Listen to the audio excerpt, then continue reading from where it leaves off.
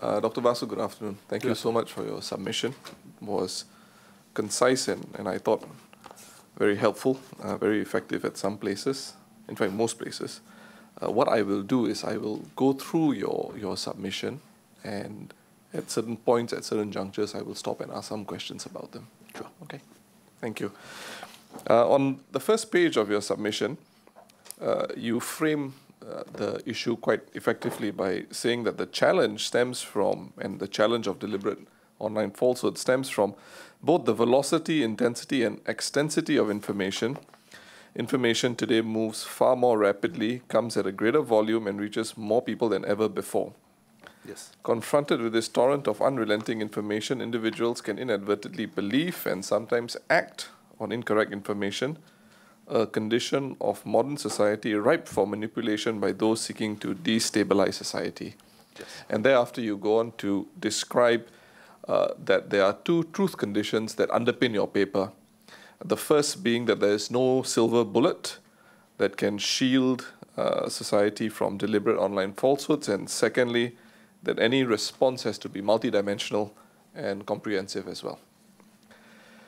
You go on then to describe what the guiding principles ought to be that define the response to deliberate online falsehoods. And the first principle is that any response should target only falsehoods purposefully distributed to undermine a society, and that the second principle would be that the measures put in place will not reasonably be expected to stifle the frank and healthy exchange of opinion and ideas required for a functioning democracy. Yep.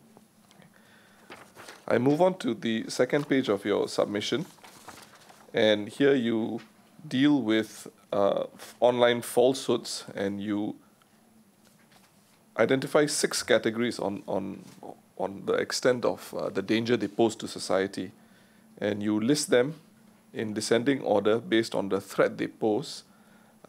The first is falsehoods knowingly distributed to undermine society. This is at para 6A. B, falsehoods distributed for financial gain. C, sloppy, poor journalism. D, relativization of fact for political purpose. E, differing interpretation of facts based on ideological bias. And F, parody. I move on to para 13, where you say it is the threats that are posed in categories A and B which demand some form of a state response. And those, just to recap, are falsehoods knowingly distributed to undermine society and falsehoods distributed for financial gain. And you argue that measures are already in place for falsehoods with regard to category C, and for category D, the relativization of facts for political purpose, you say that this cannot be attended to as it is part of political husting. Now, could you please elaborate on category D, why these cannot be attended to? Well, to be fair, well, yeah, okay, it's D. I think it's the relativization of fact for political purpose. I mean, the example that I drew there was from what President Trump has been doing, where there's the ability then to dismiss anything that he disagrees with as fake news, which is the term he particularly enjoys employing. It's quite common to have different views. Well, let me try to approach this 2 ways. The first one is quite common to have different views on the information that you are receiving. So it's something that's easily done. You can relativize news quite easily, just by having difference of opinion. And the second point here is that I cannot see it how one can do anything about it. That's the second problem from the relativization of fact. If it's out there already and someone's willing to constantly say it's not true, I mean, you can show him why that's not true, but if he's insistent on maintaining that it's not true, that's just, you're just not going to be unable to convince this individual or group of individuals. So I don't see how this can be attended to. I think I understand the point you're making, but Yes. would you have any examples with regard to political hustings in particular Because that's what you say in para 14. Yes. So perhaps one example that comes to mind here would be, I want to do this right and hopefully I'm precise, would be to what the Leave campaign was saying for Brexit. And what they were saying about how much they would save, how that would be plowed back into the NHS, National Health Service. And I can't see how, beyond just proving them wrong, I don't see what can be done about it. I suppose in that case, that famous bus that was being Yes.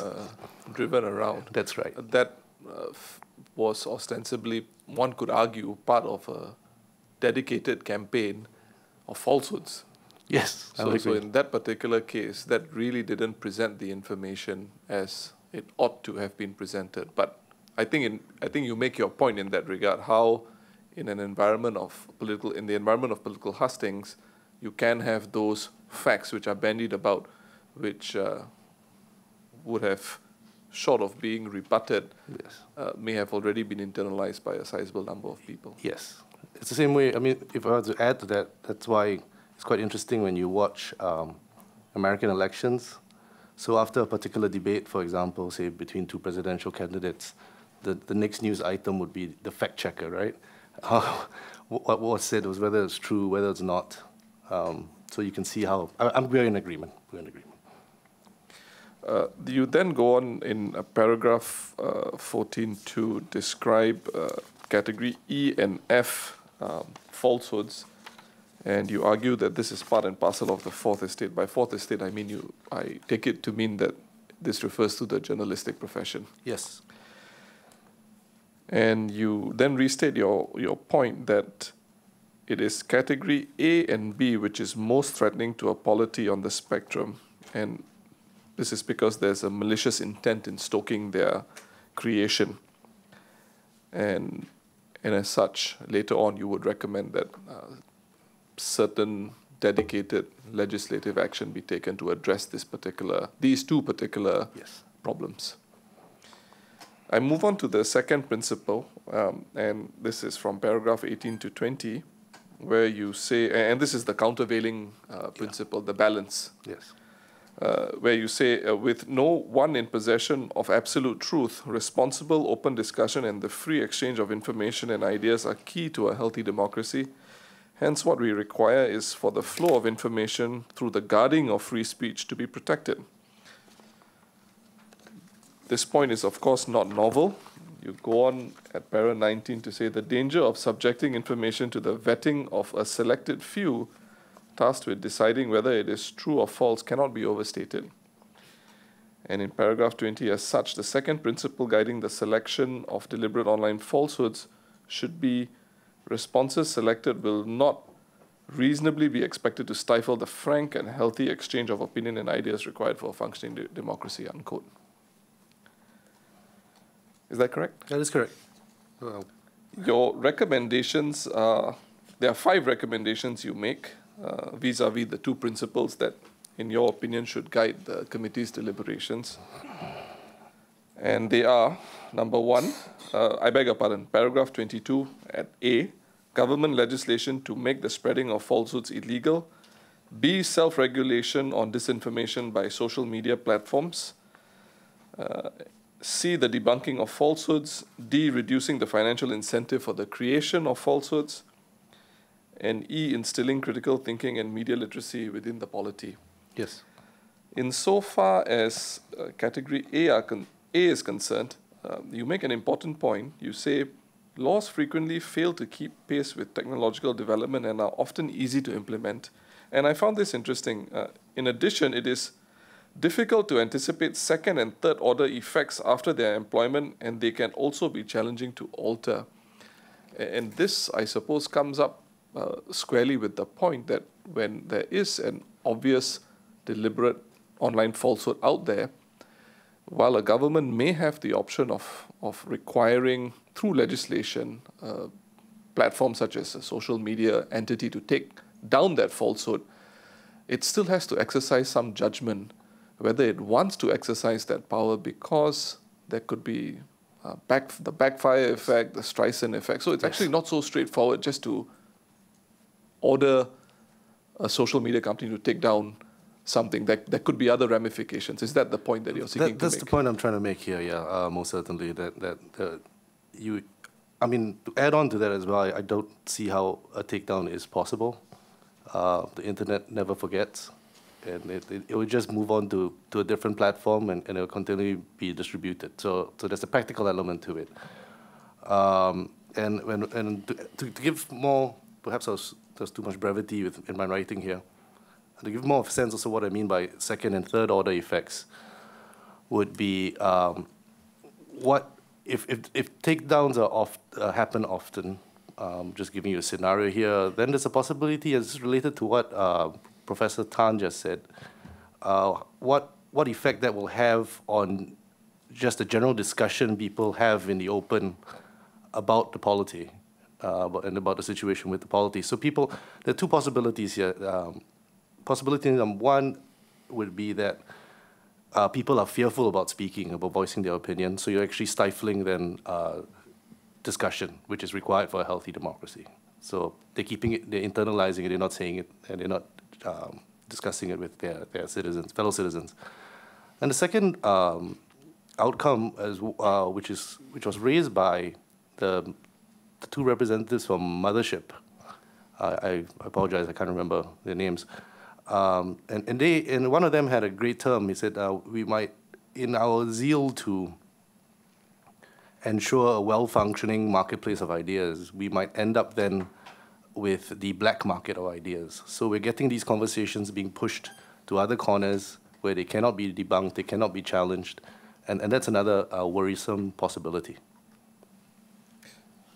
Do you think that there are other options for that prospect not to occur? For example, a government could order a takedown of a piece of information which clearly crosses a threshold, but then go on to explain why this is so fundamental to that government of the day, that that information has to be removed from the public space. Do you think that's a fair course of action for any government of the day to take? It'll be hard to.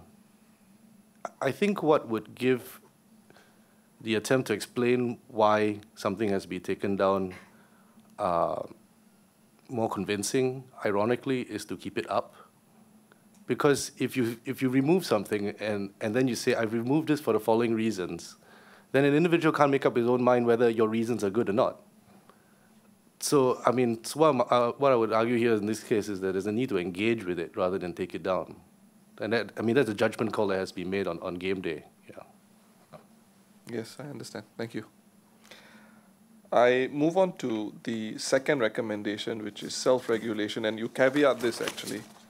You say it is prudent to be, just to recap, the second recommendation is self-regulation of disinformation by social media platforms. And I think as events have unfolded over the last week or so, well after your submission proper, the mood seems to have changed vis-a-vis self-regulation.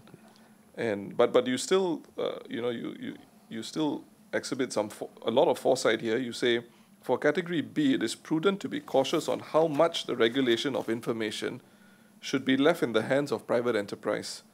Profit-driven enterprises may not be equipped to make decisions on what is false, and moreover may not have the public good at heart. Yes. Which is quite a prescient observation.